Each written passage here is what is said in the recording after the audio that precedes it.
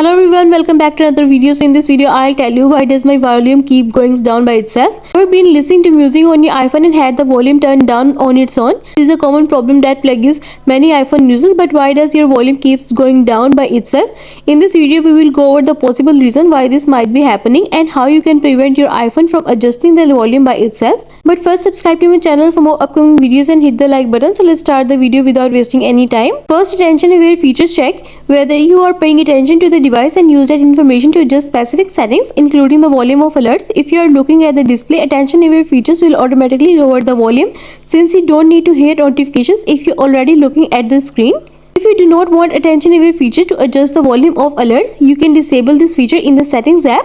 For this, go to settings, scroll down and then tap on Face ID and passcode and then enter your passcode.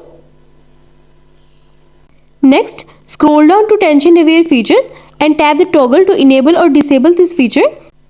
Disabling this setting should fix it when your iPhone volume keeps going down. However, if you see AirPods Pro, there are a couple of settings that can dynamically adjust your volume and you are done. I hope this video will be helpful to you to fix volume keeps going down by itself, and also let us know in the comments below if you have any questions. Thanks for watching. See you in the next video.